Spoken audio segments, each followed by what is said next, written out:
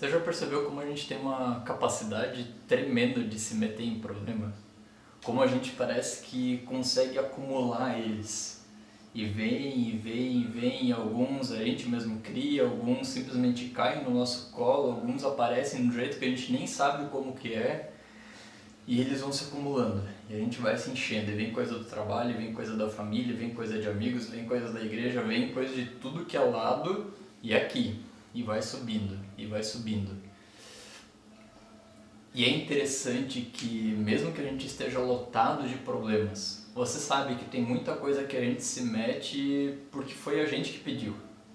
Tem muita coisa que de fato a gente que entrou ali, a gente achava que conseguia, ou queria impressionar alguém, ou queria fazer alguma coisa, e quando vê já não sabe mais o que fazer.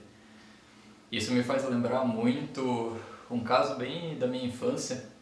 Quando eu era pequeno, morava no Rio Grande do Sul e de vez em quando a gente ia pra praia lá e a casa que a gente ficava umas 11, 12 quadras do mar mais ou menos. Então não dava pra ficar indo e voltando, a gente ia a pé quase todas as vezes e a gente levava coisa para passar um bom tempo lá. A gente sempre levava cadeira, guarda-sol, levava uma caixa térmica também para poder levar refrigerante, água, tinha os mais velhos que tomavam cerveja, tinha de tudo que é coisa. E normalmente a gente ia com bastante gente, então era muita coisa que a gente carregava. Sempre era meu pai que pegava a caixa térmica, não essa daqui, mas uma desse tipo, e carregava até lá. E assim, meu pai era bem forte, trabalhava na roça quando era pequeno, então desenvolveu essa força e carregava muito tranquilo. E aí eu olhava o pai assim como aquele herói, como aquele exemplo, quando eu cheguei lá pelos 10, 11 anos, não, pronto, agora é minha vez de carregar ela, agora ela é minha. Deixa eu mostrar para os outros que eu consigo também, deixa eu mostrar que eu sou forte, deixa eu mostrar que eu já não sou mais criança. E pegava aquela caixa, essa daqui tá vazia agora, não vou sofrer por nada também. Pegava aquela caixa, cheia de coisas, você sabe como uma caixa dessas consegue pesar, e carregava, e carregava. Depois da segunda quadra, tinha uma avenida que a gente tinha que atravessar e que às vezes tinha muito movimento, especialmente na temporada. E aí não tinha faixa de pedestre, o carro não parava, então espera, e às vezes passava um bom tempo. E eu de teimoso ficava segurando aquilo lá. Sim, eu sou bem teimoso, talvez você já tenha percebido isso. Na primeira, segunda quadra, ali no começo, tava eu todo faceiro, mostrando para os outros, peito estufado, pronto, agora eu tô carregando aqui, eu sou forte, olhem pra mim. Passava aquela avenida, passava a terceira, quarta quadra, eu já não me importava mais tanto com isso, assim, não olhem mais pra mim, porque na verdade eu não tô tão bem na fita, né? Eu ficava segurando aquele negócio lá, e eu sabia que eu precisava de ajuda, porque ia ser difícil aguentar até o final. Mas de teimoso. E eu acho que é daquele orgulho, assim, de querer mostrar para os outros. Eu pedi, eu disse que eu vou aguentar, então eu vou aguentar. Nem que seja só pra não admitir que eu estava errado. E segurava aquele negócio até lá no final. E óbvio que isso não é um grande problema, mas isso parece ter tudo a ver com a maneira como a gente segue a vida, mesmo como adulto depois. E eu tenho que segurar essa coisa, eu tenho que seguir firme, eu tenho que mostrar que eu sou capaz, porque senão o que os outros vão pensar de mim? Quanta enrascada que a gente não se mete, quantas vezes a gente não deixa os problemas chegarem até o pescoço, simplesmente com vergonha do que os outros vão pensar de nós. Simplesmente com vergonha da impressão que eu posso causar.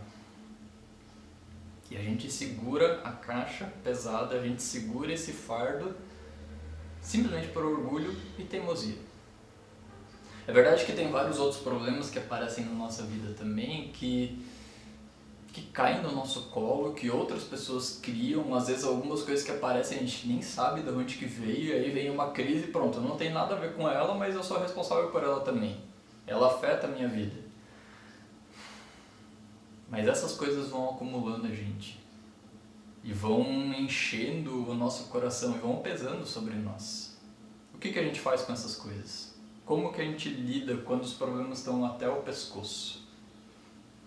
Tem uma música, e eu acho uma das mais bonitas que a gente tem na história das músicas no Brasil. Eu vou colocar ela aqui, presta atenção na letra, porque ela fala exatamente disso. Qual é a reação que a sociedade toma? Qual é a reação que a gente está acostumado a ter nessas horas? Presta atenção e a gente conversa daqui a pouco de novo.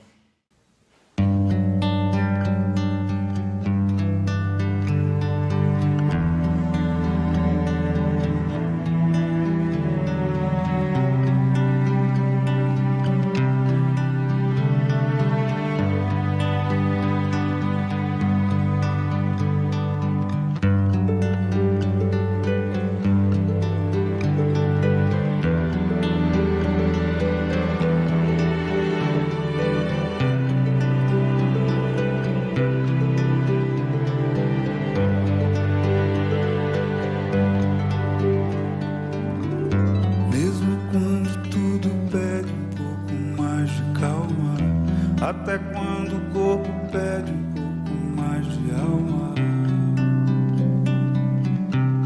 a vida não para. Enquanto o tempo acelera e pede pressa, eu me recuso, faço hora, vou na valsa. A vida é tão rara.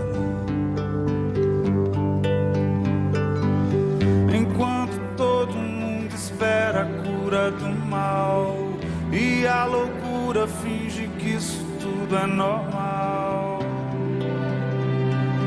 Finjo ter paciência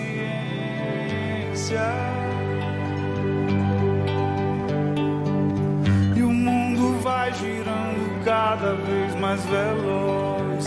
A gente espera do mundo e o mundo espera de nós. Mais de paciência.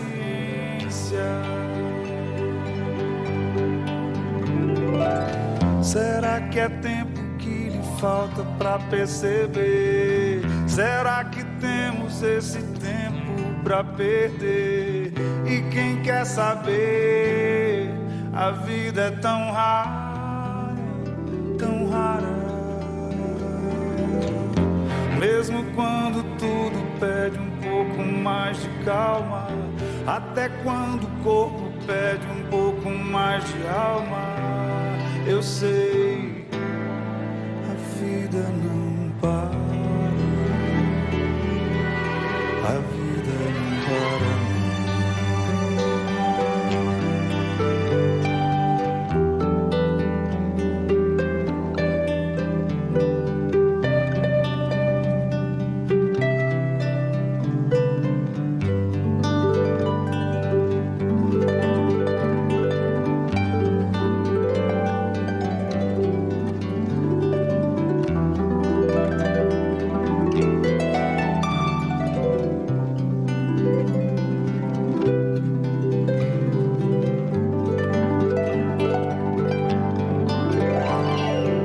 Será que é tempo que lhe falta pra perceber? Será que temos esse tempo pra perder?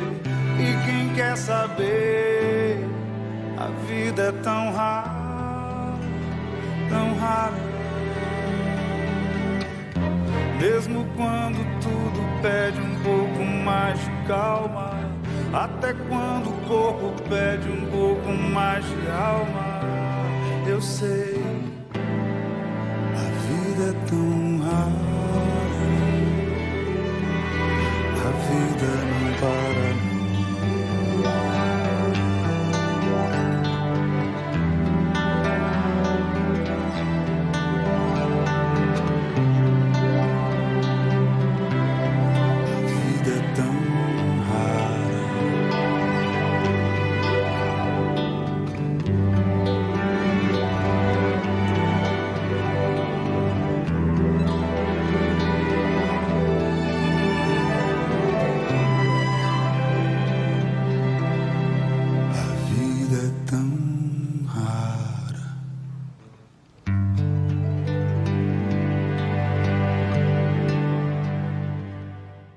Paciência.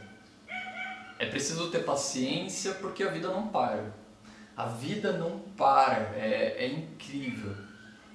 Não é esse o sentimento que o Lenine coloca ali de que, cara, eu preciso ter paciência, eu preciso pelo menos fingir ter paciência.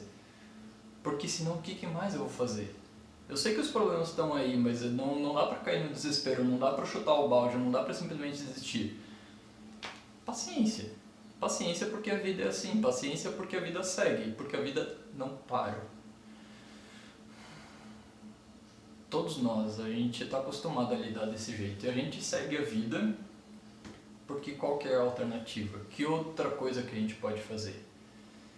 Essa semana eu estava preparando a mensagem de hoje, eu estava nessa mesma coisa também. Eu estava bem ansioso porque hoje é a última mensagem que a gente tem em cima da carta de Tiago. A gente já está há um bom tempo, há várias semanas caminhando em cima e aprendendo bastante coisa com o que Tiago escreveu para a igreja daquela época, com o que ele fala para nós hoje. E essa semana então eu procurei um pouco mais e vi uma pregação de um pastor nos Estados Unidos chamado Chris Brown.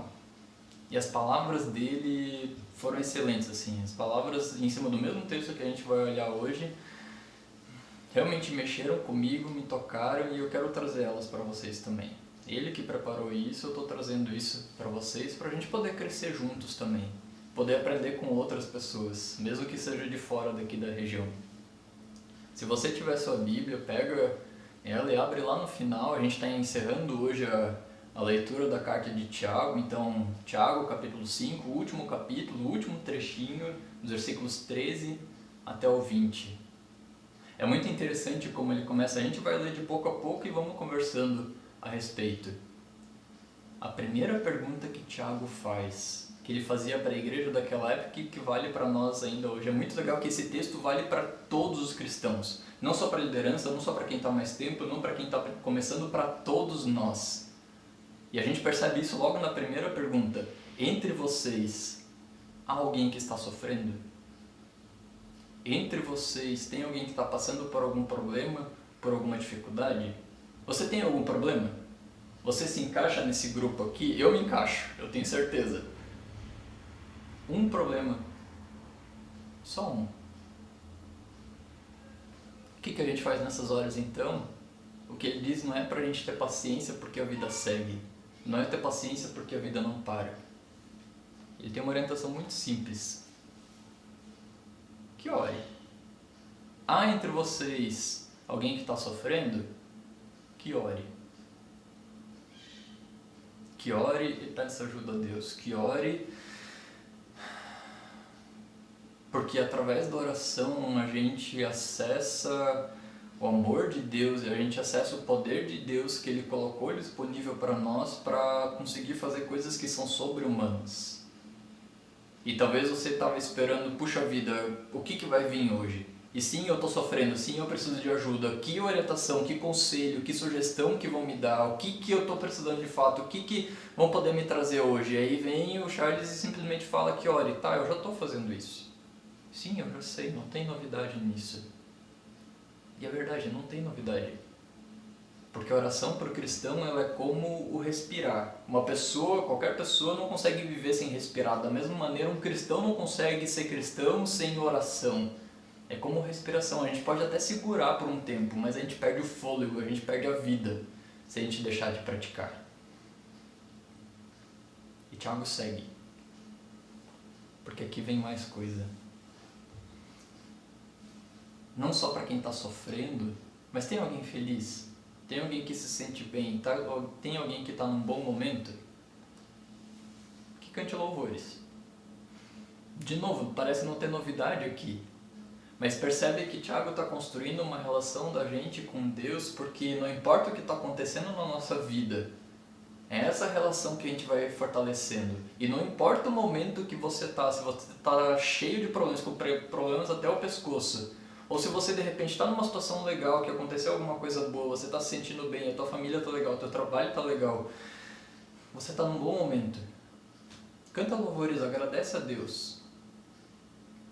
Agostinho, o bispo do século IV, dizia que quem canta ora 2 vezes, porque realmente é como se fosse uma oração que a gente faz a ele. E aí Tiago começa a entrar um pouco mais fundo. Entre vocês, há alguém que está doente? Talvez não são todas as pessoas agora que estão doentes, mas todos nós passamos por isso. Todos nós temos algum tipo de problema no corpo e E tem tanta mudança que a gente passa que às vezes não é nem por uma doença que a gente pega, mas o estresse, a ansiedade, isso vai acumulando e a gente desenvolve gripe, a gente passa mal e dá enxaqueca e tantas outras coisas. Mesmo que você não esteja passando por isso agora, mas todos nós de alguma maneira a gente se encaixa nessa categoria. Há entre vocês alguém que está doente? O que a gente faz então? Que ele mande chamar os presbíteros da igreja, para que estes orem sobre ele e o unjam com óleo, em nome do Senhor. Aqui é muito interessante porque para alguém que está sofrendo, que ore, para alguém que está bem, que louve a Deus. Tudo isso é muito óbvio, mas de repente tem alguém que está doente e agora vem algo que a gente não costuma falar tanto, que ele mande chamar os presbíteros da igreja. Esse é o primeiro ponto. E deixa eu esclarecer uma coisa para você. A gente, em cada comunidade, tem o presbitério. São pessoas eleitas que exercem liderança sobre a igreja. Tem o presidente, tesoureiro, secretário e várias outras funções. Não é dessas pessoas que está falando aqui. Talvez até seja elas, mas não por causa dessa função, não por causa dessa eleição. Presbíteros são como se fossem os supervisores, são as pessoas mais velhas, são os antigos anciãos que se falavam. São pessoas que têm mais tempo de caminhada de fé. Pessoas que conhecem a Deus e não são pessoas perfeitas. Não existe isso, só Jesus. Nenhum de nós é perfeito, mas tem pessoas que têm uma caminhada há mais tempo. Tem pessoas que já passaram por várias situações que de repente a gente é novo nisso e a gente pode aprender com elas. Tem alguém entre vocês que está doente, tem alguém entre vocês que está passando por algo que não sabe lidar, chama essas pessoas. Chama alguém que tem mais tempo de caminhada na fé. Chama alguém que é cristão há mais tempo, que é alguém que se aprofundou na fé de fato e que você respeita por isso. Talvez nem seja uma pessoa tão próxima de você, e aqui não está dizendo os seus amigos presbíteros, está dizendo os presbíteros, os anciãos, as pessoas de fato que são um exemplo para nós. Para que estes orem sobre ele, sobre o doente, e o unjam com óleo, em nome do Senhor. Para que estes orem e unjam com óleo. É muito interessante que o óleo, especialmente o óleo de oliva, era um dos remédios que se tinha naquela época. Você já percebeu quanta gente que faz essa confusão de que, então eu oro, eu peço cura a Deus, especialmente se tem alguém pior, e aí tem gente que diz que não pode usar remédio, tem gente que diz que não pode procurar o médico, porque se eu oro eu tenho fé, então eu não preciso dessas coisas. Mas olha o que Tiago está falando aqui, que ore e unja com óleo, e derrame óleo sobre a ferida. Hoje a gente já não usa mais isso, mas é algo que tinha muita eficácia, é algo que até hoje funcionaria em vários casos. Quando tem aquela ferida, era algo que era colocado para poder purificar e para poder isolar um pouco, para não entrar mais sujeira ali. E que faça isso como na esperança de que Deus possa usar isso também. Deus criou não a medicina em si, mas Deus criou uma natureza tão perfeita e capaz de nos trazer cura por coisas que a gente nem imagina e coisas que a gente nem espera. E sim, é através do médico, sim, é através do farmacêutico, sim, é através de outras pessoas, mas não quer dizer que não tenha a mão de Deus ali. Uma coisa não exclui a outra. E se você tem remédio receitado, não fica nessa crise. Não acha que porque você está tomando remédio, tua fé é menor. Não é. Isso é um ato de obediência a Deus. Cuidar do teu corpo, o corpo que Deus te deu. A gente cuida da melhor maneira, a gente faz o melhor possível para cuidar daquilo que Deus nos deu, inclusive nosso corpo.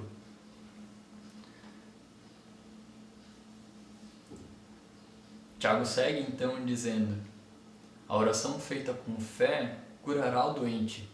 O Senhor o levantará. Por que a gente tem que orar? Por que eu tenho que orar? Por que eu tenho que chamar outras pessoas para orar? Porque a oração feita com fé curará o doente. O Senhor o levantará. E se houver cometido pecados, ele será perdoado. Portanto, confessem os seus pecados uns aos outros e orem uns pelos outros para serem curados. A oração de um justo é poderosa e eficaz. Por que a gente ora? Porque a oração ajuda.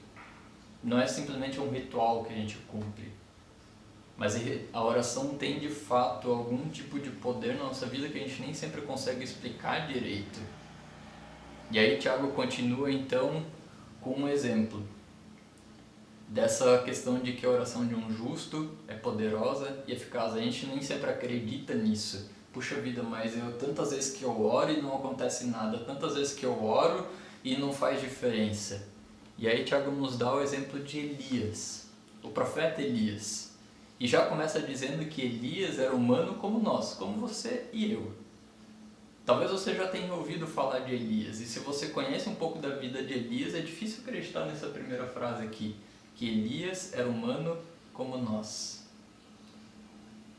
Porque uma das coisas que Elias fez foi orar fervorosamente para que não chovesse, e não choveu sobre a terra durante 3 anos e meio.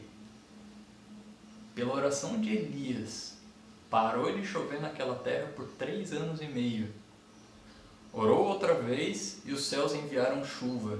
A terra produziu seus frutos. Isso dá uma pequena ideia de quem que era esse homem. E é muito estranho olhar para isso. Puxa vida, Elias era humano como nós. Mas a gente não tem esse tipo de capacidade. Você já tentou orar por chuva e assim, orou para chover e parou. E se orar para não chover, eu nem vou imaginar, porque eu espero que você não faça esse tipo de oração, pelo menos aqui na região. Mas uma oração por chuva a gente realmente está precisando. Ore por chuva, por favor, porque a gente está realmente precisando. Para a gente entender um pouco mais sobre isso e quem que é esse Elias e por que ele era humano como nós, por que uma oração, um homem que tinha uma oração tão forte, alguém que parecia que orava e as coisas aconteciam, diferente de nós. Por que ele era como a gente? O que significa isso?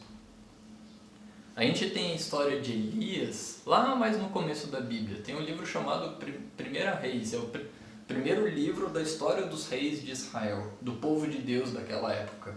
Isso já tem muito tempo. Isso foi 900 a.C., mais ou menos. Tem muito tempo. Ora, Elias de Tisbe, em Gileade, a região dele, disse a Acabe: juro pelo nome do Senhor, o Deus de Israel, a quem sirvo, que não cairá orvalho nem chuva nos anos seguintes, exceto mediante a minha palavra. Parecia um homem que tinha controle sobre o tempo, sobre o clima. Não vai cair orvalho nem chuva nos próximos anos, a não ser que eu diga alguma coisa, a não ser que eu diga para voltar a chover. Puxa vida. Quem foi esse Acabe para quem Elias falou isso? Fala logo antes ali, Acabe, filho de Onri, tornou-se rei de Israel. Opa, parece algo bom. E reinou 22 anos sobre Israel em Samaria. Na maioria das vezes que alguém ficava por muito tempo, a pessoa tinha muito mais capacidade de fazer alguma coisa. A pessoa conseguia definir na região a personalidade dele, os seus desejos, a sua vontade. Acabe então tornou-se rei de Israel. Israel era o povo de Deus, então isso devia ser algo bom. Era o homem que liderava o povo de Deus, o maior representante desse povo. Mas logo a seguinte diz sobre ele que Acabe fez o que o Senhor reprova, mais do que qualquer outro antes dele. Percebe que não só Acabe tropeçou, ele não fez algumas coisas ruins somente, mas ele fez mais do que qualquer outro antes dele. Era o pior homem até aquele momento ali, era o pior homem que já tinha pisado naquela terra. E é para esse homem que tinha todo o poder, porque era rei de Israel, e era o mais cruel, o pior de todos, alguém que pisava sobre as outras pessoas, alguém que foi responsável pela morte de várias pessoas. Foi para esse homem que Elias disse: não vai chover. E não importa o que tu acredita, não importa o que tu faça, não importa as tuas ameaças, não importa nada.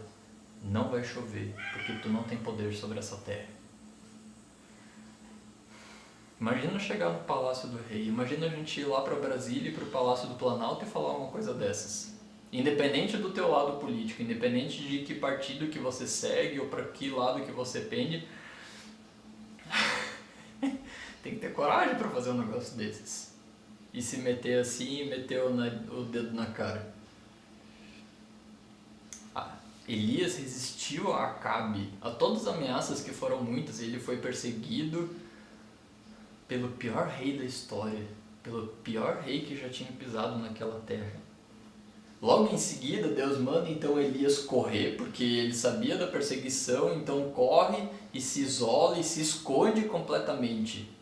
E Elias foi para uma nascente, para o começo de um riacho, e lá ele foi alimentado por corvos por muito tempo. Elias, um homem que enfrentou o próprio rei, agora está lá escondido, sendo alimentado por corvos. Não passarinhos, mas corvos. Imagino que não era a coisa mais agradável. Mas imagina os animais começarem a vir te trazer comida por meses e meses e meses. Logo em seguida, então, Deus manda Elias ir para outra cidade, até a casa de uma viúva em Sarepta. E aquela viúva, ela estava com o último pedaço de pão e estava pronta a repartir aquele pão com seu filho, e era a última coisa que eles iam comer, e estavam prestes a morrer. Chega Elias lá, a viúva conta a sua história e Elias, tá bom, me dá esse pão aqui. Porque ele estava com fome também. Imagina que a comida que os corvos traziam talvez não era a melhor de todas. E a mulher desesperada, então, tá, mas você não ouviu a minha história? É o último, a gente vai comer isso daqui e a gente vai morrer, porque não tem mais. Imagina, seca por muito tempo. E aí não tem auxílio do governo, não tem outras coisas, não tem dinheiro de poupança, é a terra, e se a terra não deu nada, acabou. Era isso que eles estavam passando, porque já há meses de seca. E aí Elias diz, tá bom, pega o teu óleo, pega a tua farinha, e eles não vão acabar. Pode ir usando, pode ir fazendo pão, pode ir fazendo outras coisas, e o próprio Deus vai repondo isso. E aquela viúva que não tinha mais nada o que comer, a não ser aquele pãozinho, se viu meses e meses e meses sendo sustentada pelo milagre de Deus através daquele homem Elias. Logo em seguida, então, Elias confronta Acabe de novo, e Acabe, que era rei de Israel, era rei do povo de Deus, mas ele já tinha se entregue à idolatria por completo. E ele adorava dois deuses, que eram figuras que se tinha naquela época, que eram Baal e Azerá. Baal era o deus, era o ídolo da prosperidade, da fartura, das colheitas e da chuva. Azerá era o ídolo da fertilidade, de ter muitos filhos, de... Você entendeu?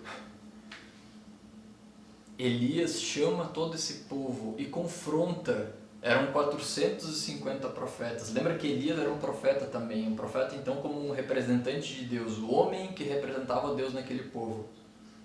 Elias representava o Deus verdadeiro. Existiam 450 profetas de Baal e 450 de Azerá. Elias confrontou todos eles numa história incrível. Se você não conhece essa história, procura lá em 1 Reis 18. Ela é mais comprida, então não vou contar agora, mas leia essa história, porque é incrível ela. E depois de passar por tudo isso, Elias construiu um legado. Elias era respeitado, e o povo de Israel, que tinha se entregue à idolatria também, que tinha se afastado de Deus, olhou para aquilo lá e, poxa, realmente Deus é o Senhor. Deus é quem manda. Esse teu Deus realmente é o maior de todos, é o único. Elias construiu um legado tal que quando Jesus perguntou, séculos depois, para as outras pessoas, quem elas achavam que Jesus era, estavam comparando Jesus com Elias. Jesus, o próprio Deus entre nós, foi comparado com esse homem aqui. Para a gente ter uma noção um pouco de quem que se tornou esse Elias. E quando Tiago fala para o povo daquela época, que conheciam muito mais essas histórias, Elias era humano como nós. Puxa vida, o maior profeta que já teve, o maior representante, o exemplo de toda a história dos profetas de Deus, era humano como nós. Sério?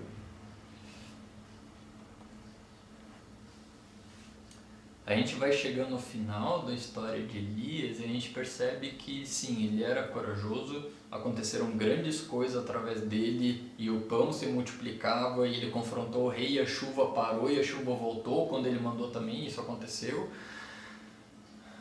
Mas no final então, lá em 1 Reis 19, Acabe, o rei, contou a Jezabel, que era a esposa dele, tudo que Elias tinha feito e como havia matado todos aqueles profetas à espada.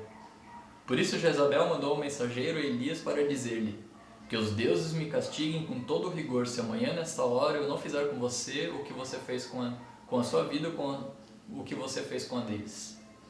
Percebe que Elias já tinha derrotado esses deuses, ele já tinha derrotado os representantes dele, ele já tinha mostrado que eles não eram nada.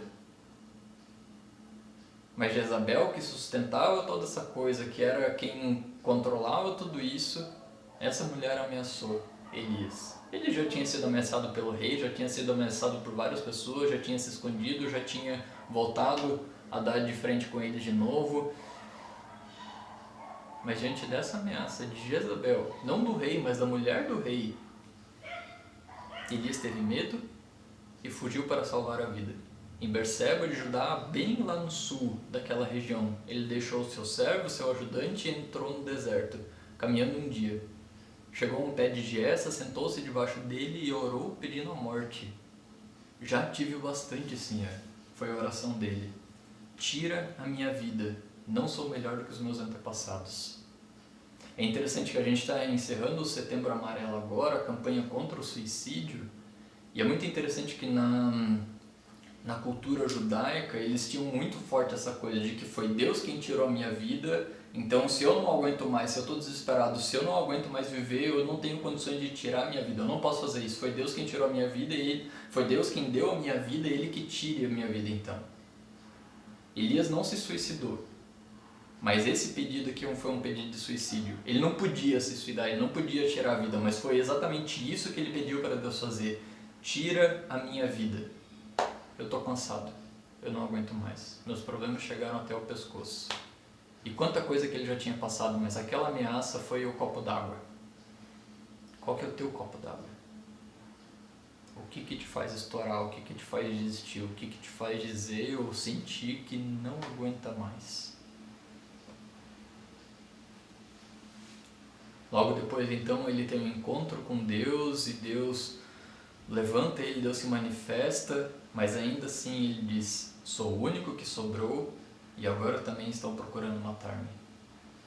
Há 3 anos que já estavam tentando matar ele e ele aguentou todo aquele tempo, mas aquele momento, com aquela ameaça, chega. Não dá mais. Não dá mais. Ele estava desesperado, com medo e solitário. Sou o único que sobrou. Não tem mais ninguém comigo. Cadê o resto do teu povo? Cadê aquelas pessoas que vão caminhar junto? Cadê aquelas pessoas que eu preciso agora? Percebe que não era só um mar de rosas a vida de Elias. Ele teve medo, ele se desesperou, ele queria desistir, ele chutou o balde. Porque ele estava solitário, porque ele estava deprimido, porque ele passou várias das coisas que você e eu passamos também.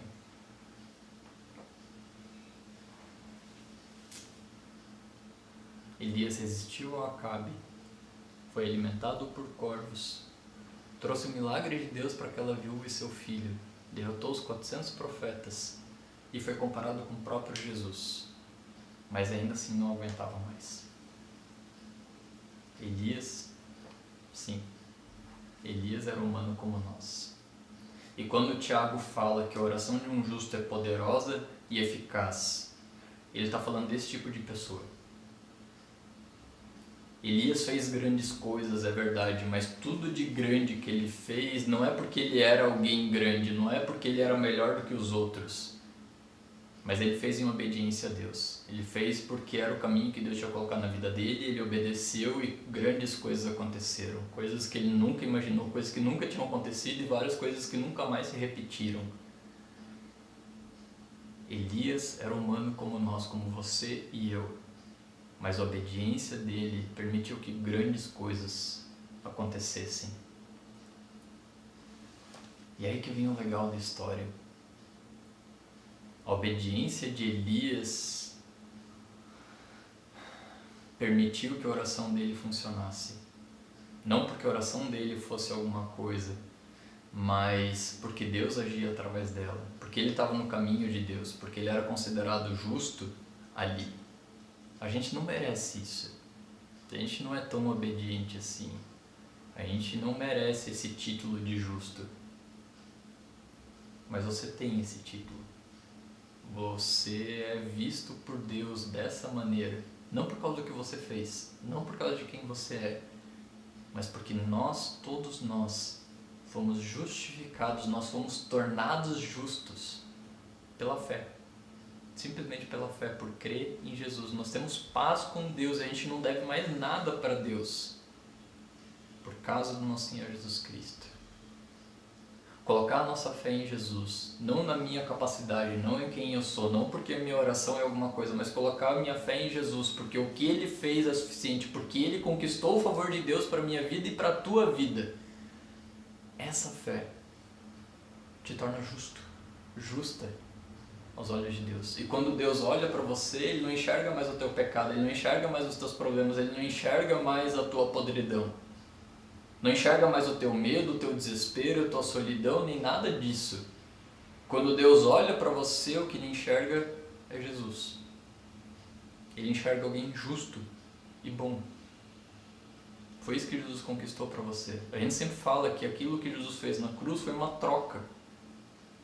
O nosso pecado que merecia a morte, Jesus pegou isso para Ele. E a justiça, o favor de Deus que só Jesus merecia, Ele entregou isso para nós, para você e para mim. O autor da carta de Hebreus, um outro autor que escreveu para a igreja daquela época e que fala para nós também hoje, por causa disso ele diz: portanto, irmãos, vocês cristãos, temos plena confiança para entrar no lugar santíssimo, na presença de Deus, pelo sangue de Jesus, por um novo e vivo caminho que Ele nos abriu por meio do véu. Isso é do seu corpo. O corpo de Jesus, o fato de Jesus ter entregue o próprio corpo, o próprio sangue nos permitiu isso. Temos, pois, um grande sacerdote sobre a casa de Deus. Alguém que media essa relação, alguém que nos aproxima de Deus. Assim, aproximemo-nos de Deus com um coração sincero, com plena convicção de fé, tendo os corações aspergidos para nos purificar de uma consciência culpada e os nossos corpos lavados com água pura. Vamos entrar na presença de Deus porque a gente pode, porque Jesus conquistou esse direito para você e para mim. Ele nos deu essa chance. A oração feita com fé curará o doente, não porque é um passe de mágica, mas porque Jesus prometeu um tipo de cura que é muito maior do que aquilo que a gente consegue enxergar. Nem sempre a nossa oração vai ser atendida do jeito que a gente pediu. Talvez você esteja com alguma doença, talvez você esteja com um problema no emprego, talvez alguma briga na família, talvez algum problema com os teus amigos. Talvez essas coisas continuem, talvez a situação em si não vai sair. Mas Deus vai permitir um tipo de cura que a gente não é nem capaz de imaginar. A oração não é para conseguir o que eu quero, não é muito mais do que para resolver meus problemas. A oração é para a gente ter intimidade com Deus. Quando Jesus diz: venham a mim, todos que estão cansados e sobrecarregados, e eu darei descanso a vocês. Tomem sobre vocês o meu jugo e aprendam de mim, pois eu sou manso e humilde de coração, e vocês encontrarão descanso para suas almas. Venham a mim os que estão cansados e sobrecarregados, de Jesus, para você e para mim, e eu lhes darei o descanso. Tomem sobre vocês o meu jugo. Jugo era aquela canga que se colocava sobre os bois.